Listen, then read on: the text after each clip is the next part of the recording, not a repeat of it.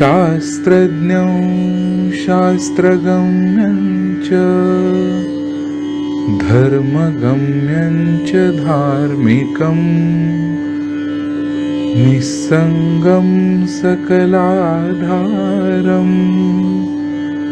भक्तं स्वात्मरतं तथा वाग्मिनौ शान्तमूर्तिं च भक्तदुःखप्रणाशनं योगिनं माधवानन्दं सोऽहं रूपं नमाम्यहम्।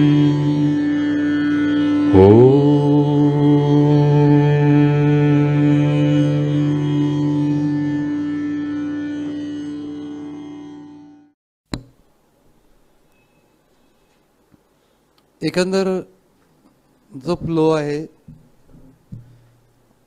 आजचा आपण जे म्हटलं त्याच्यामध्ये बऱ्याच प्रकारच्या कामना माणसाच्या अंतःकरणावरती असतात. वाईटच असं नाहीये, चांगल्या पण कामना असतात. पण महत्वाचा भाग आहे की चांगल्या कामनांच्या बाबतीमध्ये काही उपदेश देण्याचं कारण नाही. इथं भगवानांनी जो उपदेश दिलेला आहे त्या वाईट कामांना झटकून टाकण्याच्या संबंधामध्ये आहे. चांगल्या कामांना कुठल्या, वाईट कामांना कुठल्या आपल्याला कळत असतं. बाहेरून कुणाला सांगायची गरज नाही. आपल्याला कॉमन सेन्सचा भाग आहे हा. आपल्याला आतून कळत असतं की हे काही बरोबर नाही. नंतर काही काही विलक्षण शहाणे लोक मोठे मोठी पुस्तकं लिहितात वगैरे आणि त्याच्यामध्ये या गोष्टी बरोबरच कशा आहेत असं सिद्ध करायचा प्रयत्न करतात. आणि त्यामुळे दुसरं तिसरं काय होत नाही, बुद्धिभेद होतो माणसाचा.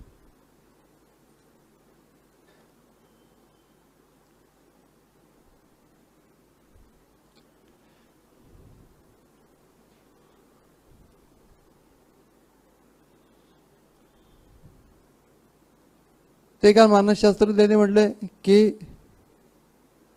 प्रत्येक ऍक्शनच्या खाली पाठीमागे अधिष्ठान, आपण अधिष्ठान ज्याला म्हणतो,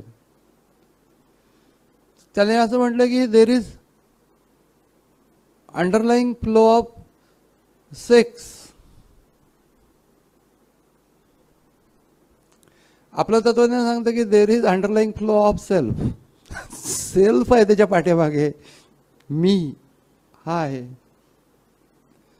तर मी हाच त्याच्या पाठीमागे असलेली गोष्ट आहे. सकाळी उठल्या उठल्या आपल्याला काय आठवतं? मी एवढंच आठवतं. मी पुरुष आहे, स्त्री आहे, असं काही आठवतं आपल्याला? काही सुद्धा आठवत नाही. पुढे आपण नॅचरली त्या याच्याप्रमाणे व्यवहार करत असतो. त्याच्यासाठी ते काही डोक्यात ठेवण्याची आवश्यकता काहीच नाहीये, नैसर्गिक असतात त्या सगळ्या गोष्टी.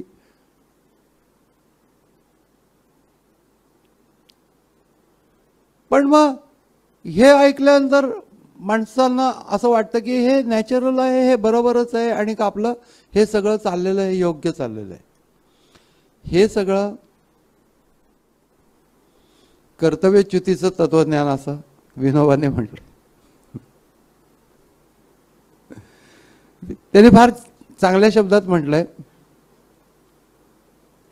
की अर्जुन ज्यावेळेला तत्वज्ञान सांगायला सुरुवात करतो त्यावेळेला विनोबाने असं म्हटलं की माणसाला नग्न कर्तव्यच्युती सहन होत नाही, म्हणून तो त्याला तत्वज्ञानाचं वस्त्र लेखवतो. चुकीचं तत्वज्ञान करायचं, चुकीचं तत्वज्ञान करायचं नाही. एवढं जरी माणसाने केलं तरी देखील त्याची प्रगती होण्याची शक्यता दाट आहे. गीता असं सांगतं की तुम्ही फक्त एवढंच करा की चुकीला बरोबर म्हणू नका. जी चूक गोष्ट आहे तिचं चूक म्हणा, मी ही चूक करतोय असं म्हणून. मग मला त्याची पण सवय होते की मी एक चूक करतोय असं म्हणायचं आणि चूक करायची. असं झालं तरी चालेल, पण मी हे करतो हे बरोबरच आहे, ही चूक नाहीच आहे असं म्हटलं की त्याला संमोह असं म्हणतात. कारण की मोह ही साधारण गोष्ट आहे, पण मोह ज्या वेळेला बरोबर आहे असं माणूस स्वतःला स्वतःच्या मनाला सांगायला सुरुवात करतो आणि तो पक्क करतो, ते त्यावेळेला तो संमोह म्हणजे असा पक्का मोह होऊन जातो, त्यातनं तो बाहेर पडत नाही.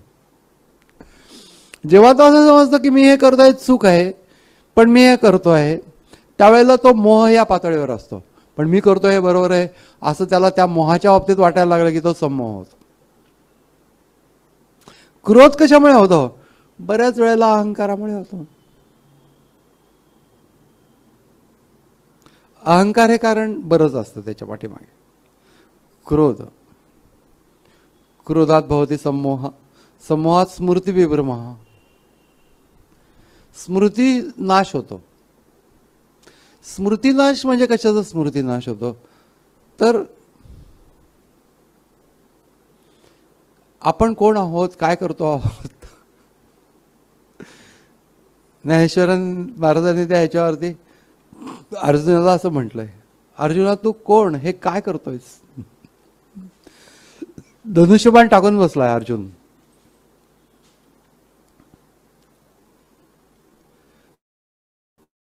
कर्तव्य कर्म करायचं सोडून जे जे करावं असं वाटतं त्याला मोह असं म्हणतात. मोह म्हणजे असं काही खूप असे पुराणांच्या मध्ये, ज्या कथांच्या मध्ये जे मोह दिलेले असतात ते म्हणजेच मोह असं नाही आहे. पण सर्वसाधारण समोर असलेली जी प्राप्त कर्तव्याची गोष्ट आहे ती सोडून तिसरी गोष्ट करावीशी वाटणं हा मोह आहे. म्हणजे आपल्याला नेहमीचं उदाहरण म्हणजे परीक्षेच्या वेळेला क्रिकेटची मॅच. अगदी खोलात वाईटात का शिरावा, उदाहरणं घेताना सुद्धा वाईट उदाहरणं लोक घेण्याची पद्धत असते. काही कारण नसताना वाईट बोलत राहायचं, काही काही लोकांची सवय असते ती. मी मागे तुम्हाला ती गोष्ट सांगितली, एकदा सैतान रडत आपल्या आईकडे जातो आणि मला काही कामच उरलं नाही असं म्हणतो. आई म्हणते का रडतो? मला तर काही कामच नाही, मी बेकार झालोय. आई म्हणली तू काय काम करत होता? लोकांना नर्वसनेस निर्माण करणे, पहिलं काम.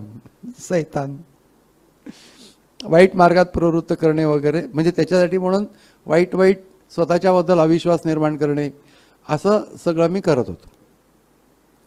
मग आता तुला काम का उरलं नाही? सगळे प्रवचनकार हे काम करतात. नर्वस करणे लोकांना.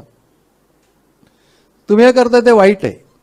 प्रत्येक गोष्ट जी आम्ही करतो ती वाईट आहे, अशा प्रकारची भूमिका मनामध्ये डेव्हलप करणे योग्य नाही. प्रत्येक गोष्ट काही आपण वाईट करत नसतो. चुकीचे विचार मनामध्ये येत नाहीत असं नाही आहे. चुकीचे विचार मनामध्ये येतात, त्याला मोह असं म्हणतात. पण मोह बरोबर आहे असं म्हणणं म्हणजे संमोह. आणि क्रोधाच्या पाठीमागे जो अहंकार असतो ना, तो अहंकार थोडा पुढे गेला की मोहाच्या पाठीमागे तो उभा राहतो, म्हणतो मी म्हणतो ते बरोबर आहे.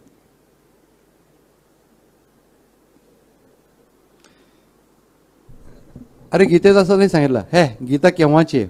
पूर्वीच आहे, आता ते कालबाह्य झाली. थोड्या दिवसात तू कालबाह्य होणार आहेस. अजय खूप लोक कालबाह्य झाले, पण गीता अजून कालबाह्य नाही झाली. अहंकार ज्या वेळेला इच्छेच्या पाठीमागे उभा राहतो, काम तर असतंच, पण दोन टोकं आहेत, काम आणि अहंकार. ती टोकं भिडली नाहीत की क्रोधाच्या पाठीमागे काम अहंकार उभा राहतो आणि मोहाच्या पाठीमागे उभा राहतो. क्रोधाच्या पाठीमागे उभा राहिल्यानंतर ते अत्यंतिक क्रोध करतो, दुसऱ्याचा नाश होईल असं. नैसर्गिक आहे, राग येणं हे अगदी नैसर्गिक आहे. आपल्या मनाविरुद्ध झालं की ती प्रतिक्रिया आहे राग येणं ही. जास्तीत जास्त राग कुणाचा येतो? जवळच्या व्यक्तीचा. जास्तीत जास्त जवळची व्यक्ती कोण माहिती आहे आपल्याला.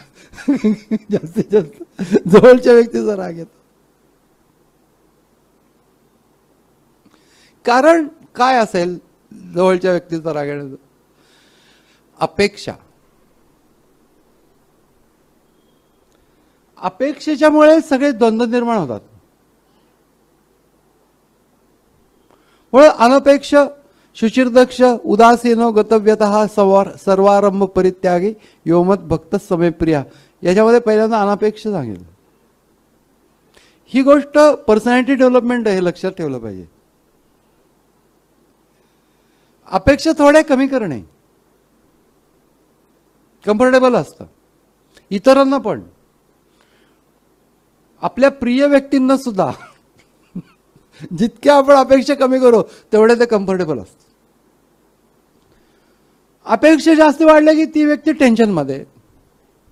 असं नॅचरली होतं. आपल्याबद्दल कोणी अपेक्षा ठेवल्यात आपल्याला त्रास होतो.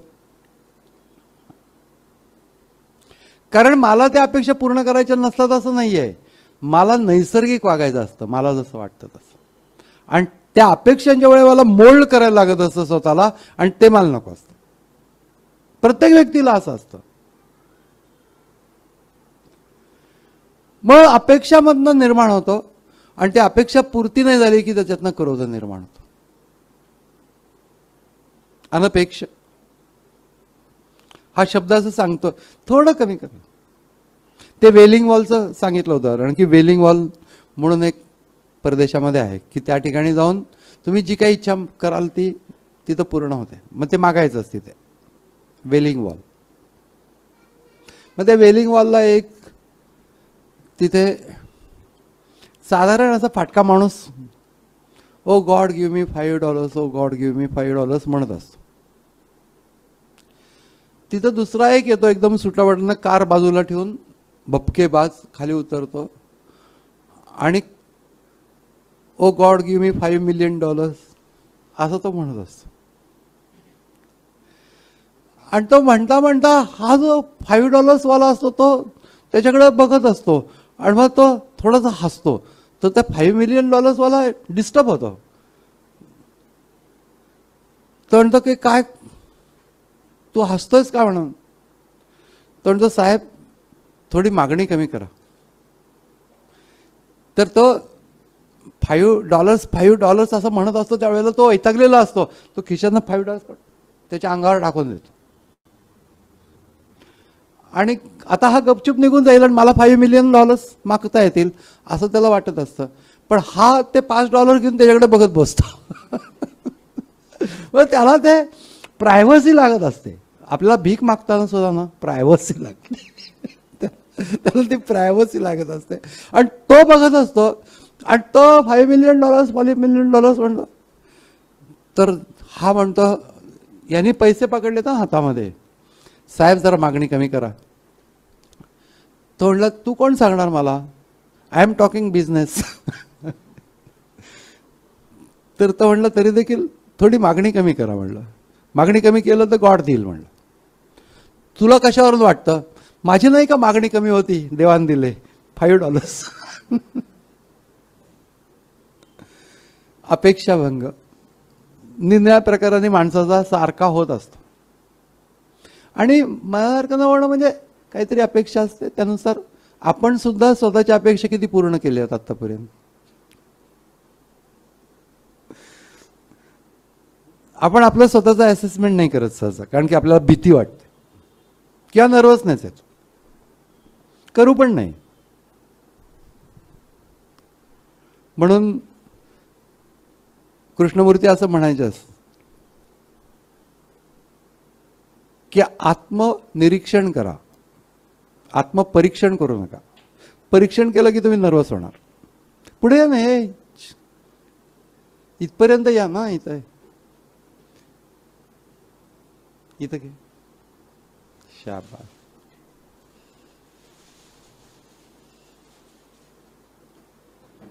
मग आत्मनिरीक्षण करा, आत्मपरीक्षण करू नका असं कृष्णमूर्ती म्हणतात. परीक्षण करण्यानंतर मग आपण एक याच्या भूमिकेमध्ये उभे राहतो एक्झामिनरच्या, आणि ते आपल्याला नको. म्हणून ही स्टेप सांगितलेली आहे. पहिली गोष्ट हे सांगण्याचं कारण असं आहे की पहिल्यांदा सगळं योग सांगितला आणि कर्तव्य कर्म किती सहज आहे, आणि ते केलं की तुझी चित्तशुद्धी आणि त्याच्यानंतर ज्ञान, असं सहज प्रवास आहे असं सांगित होते.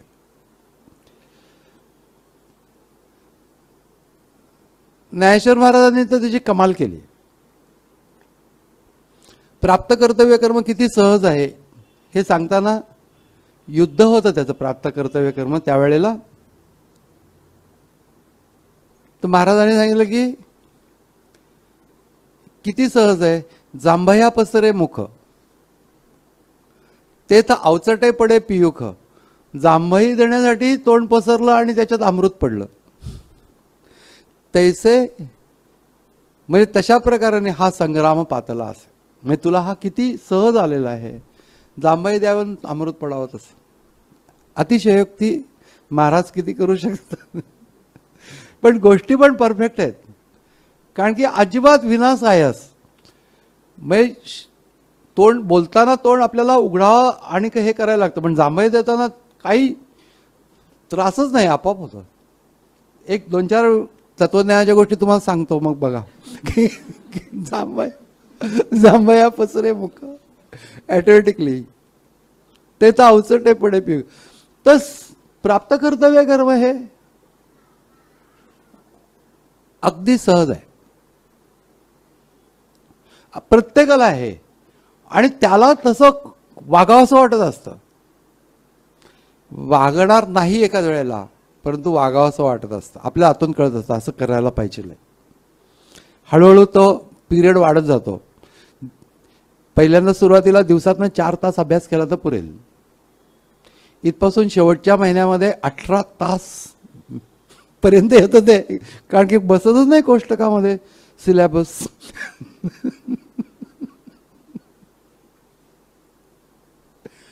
मग वाटर मला आतून माहिती असतं की हे करायला पाहिजे, कळत असतं.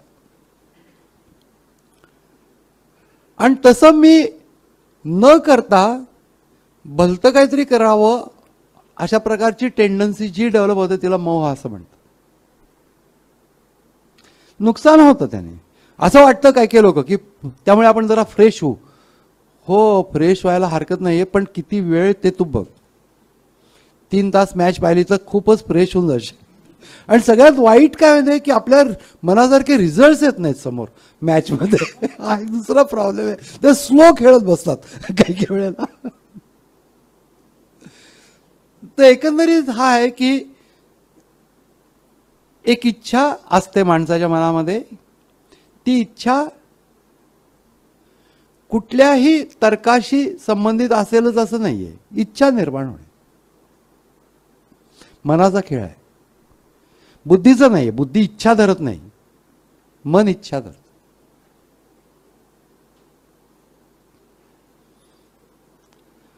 त्याच्यानंतर तर्कामध्ये गोष्टी असतात, आपल्याला कळत असतं.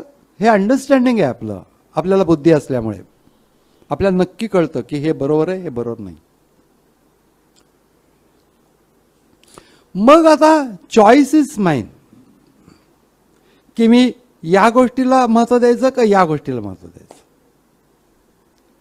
कारण की बुद्धीने जरी का निश्चय केला की हे बरोबर आहे, तरी ती शिक्का मारू शकत नाही. ती फक्त हेड क्लर्कचं काम करू शकते. पासिंग ऑफिसरची सही लागते. मी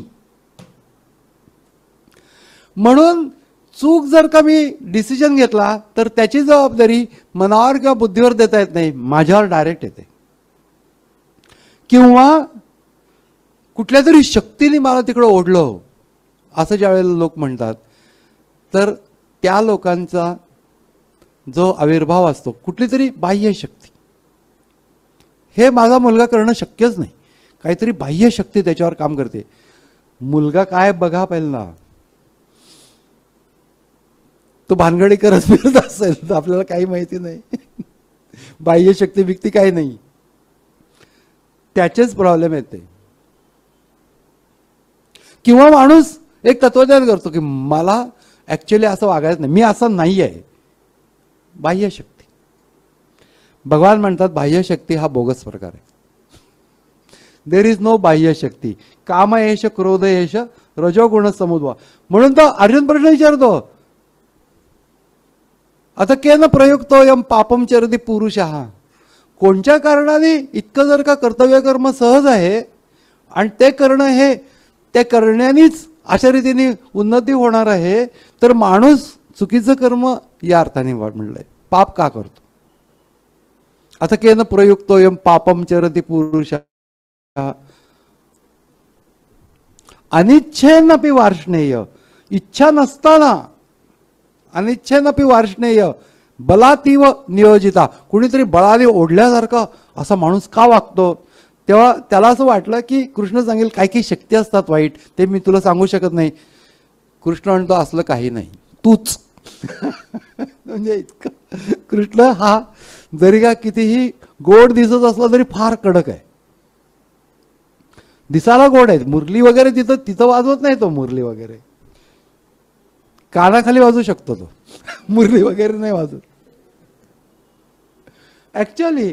कारण की त्याने असं विचारलं की काय अनिच्छेनपि वर्षणे, दुसऱ्या कोणीतरी बलाने ओढल्यासारखा. तर तेव्हा तो सरळ सांगतो दुसरा कोण नाही, तू. कामयेश क्रोधयेश रजोगुण समुद्भवा महाशलो महापापमा विद्येनम य वैरिणम. हे लक्षात ठेव की तुझ्याच आतमध्ये बसलेल्या गोष्टी वरती येतात आणि त्यानुसार तू वागतोस. पण नॉर्मली मी असं वागत नाही, याचं कारण की अनुकूल परिस्थिती नसेल. प्रतिकूल परिस्थितीत माणसं सभ्य वागतात. म्हणजे पण अनुकूल परिस्थिती असेल तर ते त्यांच्या आतल्या इच्छांच्या नुसार वेडवाकडे वागू शकतात.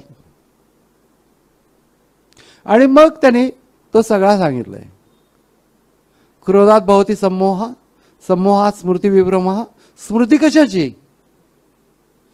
मला कुठेतरी उन्नत व्हायचं आहे आणि त्यासाठी म्हणून या पद्धतीने जायला पाहिजे आहे, ही एक गोष्ट तत्कालीन स्मृती. आणि दुसरी गोष्ट म्हणजे मी कोण आहे, ही जी मूळ स्मृती आहे, स्मृती विभ्रमा. स्मृतीला म्हणजे माझ्या उद्देशाबद्दल संभ्रम निर्माण होतो. जीवनामध्ये करायचं काय ठरवलेलं असतं तेच स्मृतीमध्ये असतं, ते डळमळीत होतं. स्मृतीनाशात बुद्धिनाश हो. मग बुद्धिनाश कसा होतो, तर मी जे चुकीचं ठरवलेलं असतं त्याची वकिली ज्या वेळेला बुद्धी करायला लागते त्यावेळेला त्या बुद्धीचा नाश होतो. चुकीचं गोष्ट करायचं ज्या वेळेला बुद्धीला कुठल्याही गोष्टीची वकिली करता येते, त्यावेळेला बुद्धी असं सांगते की नाही नाही हे असंच असतं, अमकं तमकं, हे वयच आहे वगैरे अशा प्रकारचं. आणि नॅचरली असं अमुक अमुक अमुक अमुक त्याला बडवलं मी, बरोबरच आहे असं ज्या वेळेला बुद्धी सांगायला लागते,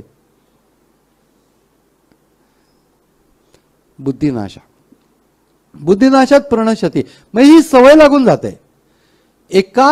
एका घटनेत हे सगळं होत नाही, एका घटनेत असं नाही होत सगळं. Over a period of time तुमचा माइंडसेट बदलायला लागतो आणि मग त्याच्यानंतर तुम्ही याच माइंडसेटच्या व्यक्ती होऊन जाता की जगामध्ये जे अनितिकारक आणि चुकीचं चाललेलं आहे ती गोष्ट बरोबरच आहे असं मानून मी त्याचं प्रोफेसिंग करता करता माझ्या अंतःकरणाची ठेवण तशी व्हायला लागते आणि त्याला प्रणश्यती असं म्हटलं. प्रणश्यती म्हणजे त्या माणसाचा नाश होत नाही. आता कितीतरी लोक घोटाळे करतात. घोटाळा हा शब्द पण घोटाळ्यात पाडणार आहे. इतक्या गोष्टींचे घोटाळे करतात. त्यांचा वैयक्तिक नाश कुठं होतो, मानवी जीवनाच्या उद्देशाचा नाश होतो. ज्ञान हा उद्देश आहे. बुद्धिनाशात प्रणश्यती म्हणजे तो माणूस ऐक दृष्टीने त्याचं वाटोळ होता असं काही सांगता येत नाही. होईल का नाही ते पॉसिबिलिटी आहे, पण तू होईलच असं काही सांगता येत नाही. त्याचं दैवावरती अवलंबून थोडंच. पण त्याचं नुकसान मेन कुठं होतं, बुद्धिनाश. म्हणजे समूहापासून चुकीच्या गोष्टीचा पाठपुरावा करता करता करता त्याच्यानंतर योग्य प्रकारे विचार करण्याची बुद्धीच राहत नाही. त्याला बुद्धिनाश असं म्हणतात. म्हणजे स्मृती त्याच्यामध्ये मी कोण आहे, काय आहे हे विसरून मी कुठल्या संस्कारात वाढलेलो आहे, कुठल्या संस्कृतीत वाढलेलो आहे, सगळं गेलं. स्मृतिभ्रंश. मग बुद्धिनाश. बुद्धिनाशात प्रणश्यती. यातनं बाहेर कसं करायचं, पडायचं ते भगवान सांगतायत. वेगळ्या वेगळ्या गोष्टी सांगितल्या आहेत की पहिल्यांदा तुम्ही जसं सिम्टमॅटिक ट्रीटमेंट असते ना, ते सिम्टमॅटिक ट्रीटमेंट म्हणजे एखाद्याला आतमध्ये काय झालंय माहीत नाही, खूप ताप आलाय ना, पहिल्यांदा क्रोसिन देऊन टाका, मग पुढचं पुढे बघू. आपण त्याला कशाने आलाय तुम्हाला काय माहिती, ताप उतरला पाहिजे पहिल्यांदा, कारण की तर सिम्टमॅटिक ट्रीटमेंट द्यायला पाहिजे. तापच आहे तर पुढे काय करता येणार नाही ना. 4 ताप आहे, त्याला पहिल्यांदा थंड करा, म्हणजे आतून थोडं थंड करा. याला सिम्टमॅटिक ट्रीटमेंट म्हणतात की हे पहिल्यांदा बंद करा, सगळं ठीक करा, मग त्याचा मूळ शोधू आणि हे करू. पण पहिल्यांदा तुला जे चुकीचं करावं असं वाटतं त्याचा सिग्नल येतो आतमध्ये, तर तू तिथंच थांबव दे. पहिल्यांदा गोष्ट हा पहिला भाग. आणि त्याच्यानंतर त्यांनी सांगता सांगता हे विषयांच्या पेक्षा इंद्रिय सूक्ष्म आहेत, इंद्रियांच्या पेक्षा मन सूक्ष्म आहे, मनापेक्षा बुद्धी सूक्ष्म आहे असं सांगत आलंय. इंद्रियांच्या पेक्षा मन सूक्ष्म आहे. इंद्रियांच्या मध्ये काय आहे, हे विषयांच्या मध्ये काय आहे त्याच्यापेक्षा इंद्रिय सूक्ष्म म्हणजे ज्ञानेंद्रिय. त्या पदार्थाला काही कळत नसतं. गुलाबजाम सुंदर आहेत, दिसायला सुंदर आहेत, वास सुंदर येतोय, जिभेवर ठेवल्यानंतर आहा होत आहे. पण ते गुलाबजाम सांगत नसतं की मी सुंदर आहे म्हणून. गुलाबजाम नुसता पडलेला असतो. हा म्हणतो कारण की इंद्रियांना कळतं की याच्यामध्ये काय सुख आहे, ते त्याला कळतच नसतं की आपल्यामध्ये सुख आहे, कारण की ते जड आहे, त्याच्यामध्ये चेतना तशा प्रकारची जाणीव नाहीये, जाणीव शक्ती नाहीये.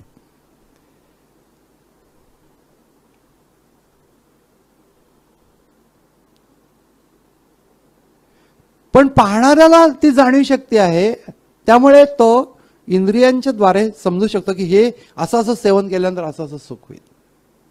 म्हणून इंद्रिय जास्ती सूक्ष्म आहेत, त्याच्यापेक्षा मन सूक्ष्म आहे, मनापेक्षा बुद्धी सूक्ष्म. मनाला कळत असतं की अशी इच्छा धरायची, ते करायचं, आणि मग बुद्धी त्याच्यापेक्षा सूक्ष्म आहे. बुद्धीला समजतं की मन काय उपद्व्याप करत आहे, बुद्धीला कळतं म्हणून ते मनापेक्षा सूक्ष्म आहे. आपलं मन काय काय फालतू गोष्टी करतं आहे आपल्याला कधी कधी कळतं. मग त्यावेळेला आपल्याला कळतं कशाने, बुद्धीने. हा मोठा प्रॉब्लेम आहे आपल्याला, बुद्धी आहे हा. बुद्धी जर का आपल्याला नसती तर आपण कधी दुःखी झालो नसतो, पण उन्नत पण नसतो झालो कधी.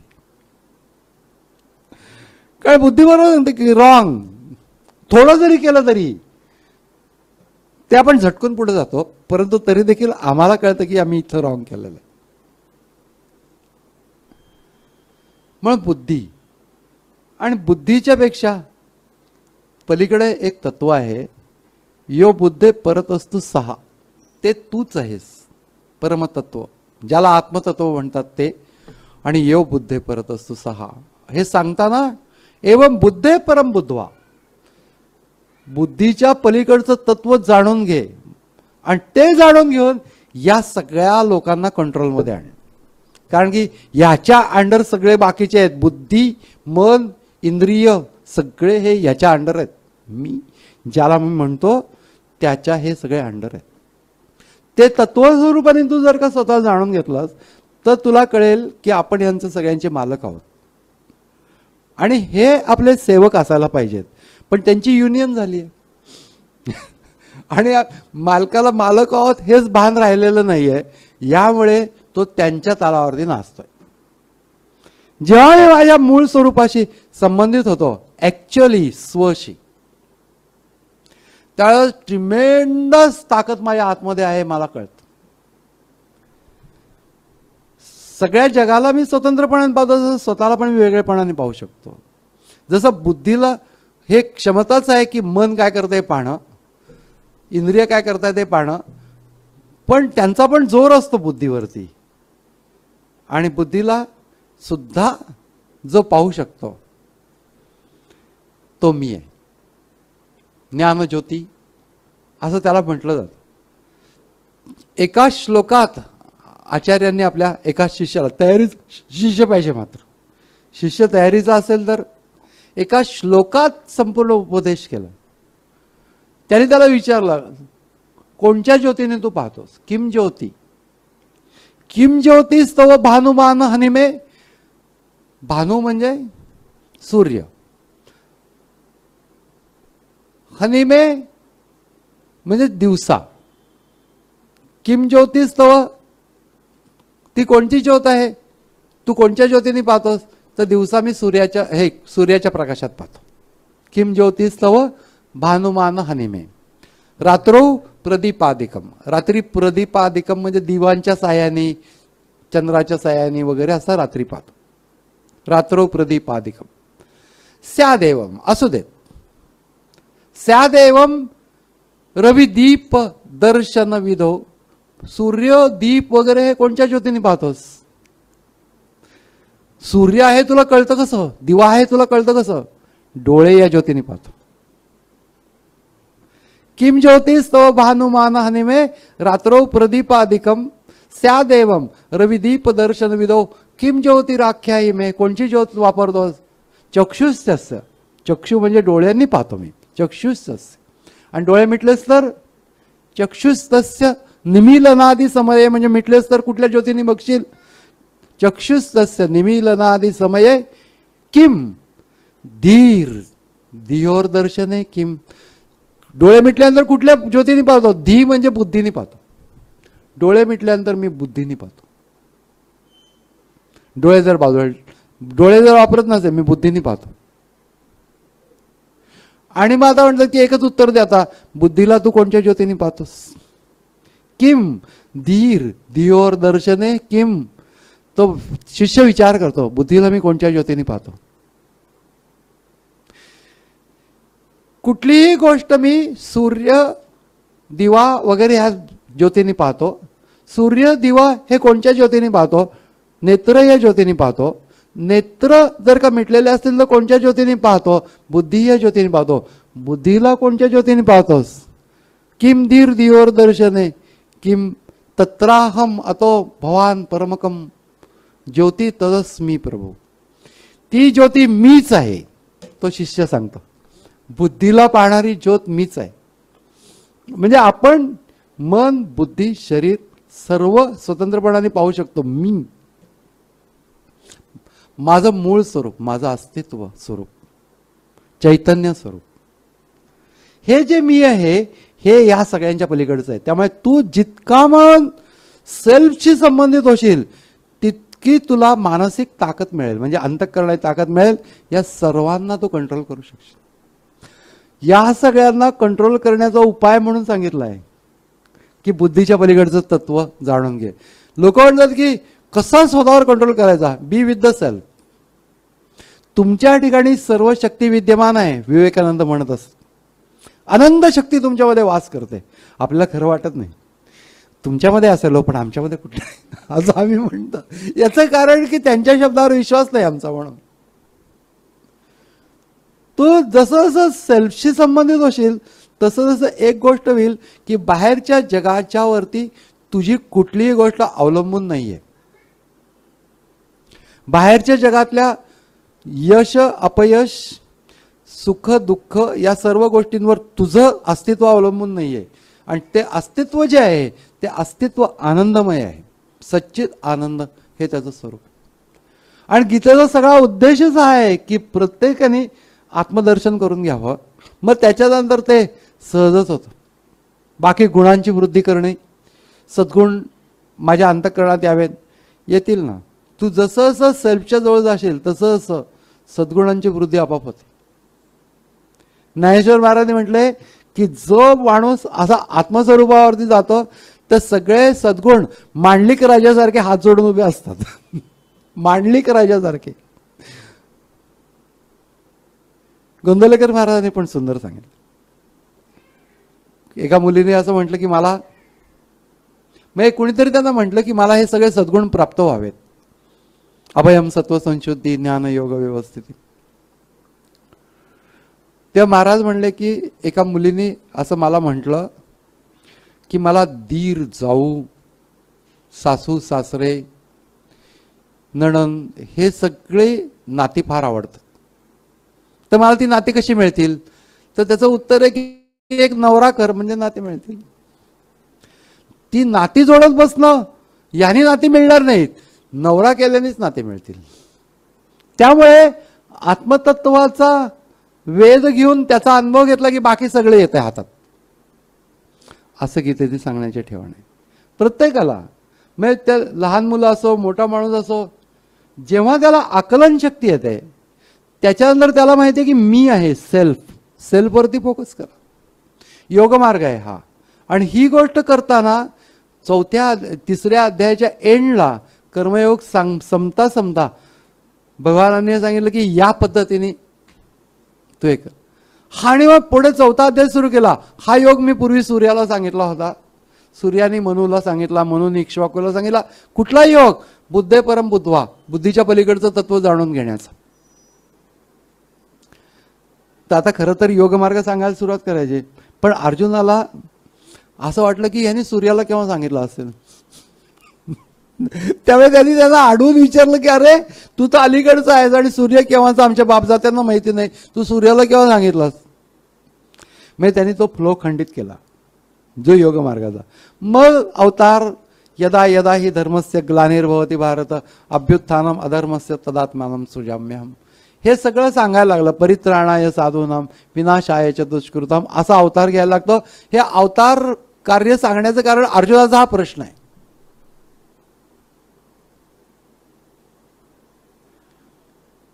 मी एखादी अतिशय सुंदर घोडा आणि त्याच्यावरती बसण्यासाठी म्हणून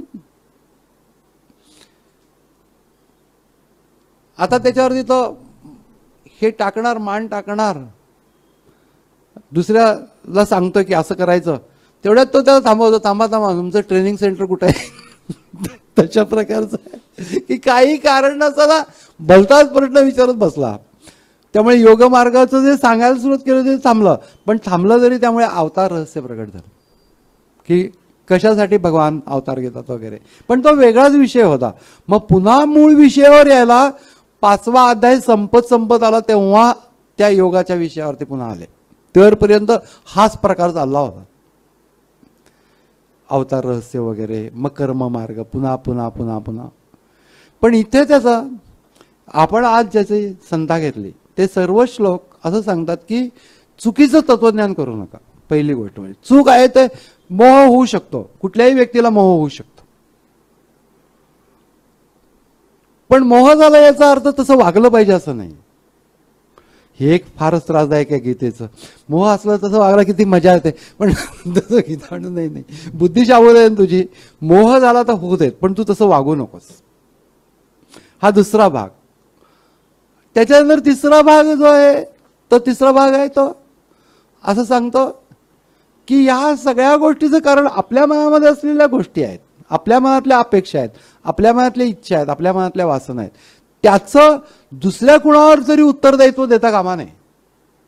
मला कोणीतरी दुसऱ्या शक्तीने खेचलं ही बंडल गोष्ट आहे, हा शब्द न वापरता भगवान तेच सांगतायत की ही बंडल गोष्ट आहे. असं काय बाहेरची शक्ती बिक्ती काय करत नसते. हे सगळे भ्रम सोडून दिले पाहिजेत. बाहेरची शक्ती असते वगैरे. मग काय पोरांना तसंच पाहिजे असतं. सगळा अभ्यास केला होता पण काय हो कुठल्या तरी शक्तीनी, कोणतरी भानगडीची शक्ती असते, ती पण शक्तीच असते एक वेगळी. तो पोरगा त्या नादाला लागलेला असतो त्या शक्तीच्या. ते आई बापांना माहित नसतं बाहेरची शक्ती. हे असले सगळे प्रकार काही नसतात असं भगवद्गीतेने सांगितलं. दुसरी गोष्ट. आणि तिसरी गोष्ट म्हणजे तू कंट्रोल करण्याची पद्धती आहे की तुला कळल्यानंतर तुला वाटलं तरी तू तसं करू नकोस. चुकीची गोष्ट. एक तत्वज्ञान तर नाहीच करायचं, पण करायचं नाही. आणि तिसरी गोष्ट पुढची गोष्ट म्हणजे जसं जसं तू सेल्फशी संबंधित होऊन राहशील तसं तसं त्या सेल्फशी संबंधित होऊन राहिल्यामुळे तुझ्या आतमधल्या शक्तीचा जो तुझ्यामध्ये आहे विलक्षण प्रवाह तो प्रत्यक्षामध्ये आणण्याची तुला नॅक कळेल. पहिल्यांदा तू स्थिर होशील, प्रत्येक गोष्टीत आपण वाहत जातो म्हणजे काय? स्थिर हो ना. कसं स्थिर हो? बी विथ द सेल्फ. मग तू स्थिर होशील. मग इतकं प्रॅक्टिकल या सगळ्या भागामध्ये सांगितलं की या सगळ्या गोष्टीत मी चांगल्या अवस्थेत नाही, कसा येशील हे सांगितलं. अगदी पॉझिटिव्हली सांगितलं. याचा अर्थ तुझ्या पाठीवर हात फिरवून तुझं सगळं बरोबरच असतं असं मुळीच म्हणलेलं नाही आहे. चूक आहे ते चूक आहे, बरोबर ते बरोबर आहे, बरोबर ते तुला कळतं आहे, त्याचा उपयोग करून घे. आणि मुख्य म्हणजे जे काही उठतंय मनामध्ये ते सगळं या कॉन्शियसनेसमधनं उठत आहे.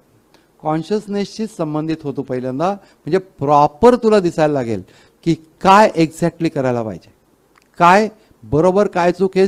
जे बुद्धीच्याच माध्यमातनं जी दुसऱ्या गोष्टींच्या इन्फ्लुएन्स खाली आहे त्या बुद्धीच्या इन्फ्लुएन्स खालनं ती बुद्धी सुटून मूळ स्वच्छ प्रकाशामध्ये बुद्धी काम करायला लागते. मग तिच्या अधिकारामध्ये मन काम करायला लागतं आणि मग त्याच्या अधिकारात ज्ञानेंद्रिय काम करायला लागतात. म्हणून माणूस एकंदर स्वतःचं तंत्र, स्वच्या तंत्राने ज्याची मनबुद्धी इंद्रिय चालतात तो स्वतंत्र होय. काय म्हणून आम्ही स्वतंत्र आहोत? कुठं स्वतंत्र आहात? परतंत्र आहात, घुमताय तुम्ही. असं असू नका असं भगवद्गीतेला सांगायचं. स्वतंत्र व्हा. स्वतंत्र होणे स्वच्या तंत्राने. माझं शरीर, माझं मन, माझी बुद्धी ही सगळी स्वच्या तंत्राने चालते. अशा रीतीने स्वस्वरूपाशी संबंधित ज्या वेळेला आमचं अवधान राहतं त्यावेळेला आम्हाला स्वच्छ प्रकाशामध्ये एक्झॅक्टली मी काय करतोय हे पण कळतं, काय बरोबर आहे काय नाही हे पण मला कळतं. मग अप्रतिम हा भाग आहे सगळा. पण आपल्याला असं वाटतं की काय उपदेशाचा भाग आहे, द्या सोडून. तर ते ॲक्च्युली तीच गोष्ट आहे की आमच्या जीवनात आम्ही जिथं आहोत तिथून आम्ही उन्नत कसे हो त्याच्यासाठीचा प्रॅक्टिकल आस्पेक्ट या ठिकाणी सांगेल. हरिओम.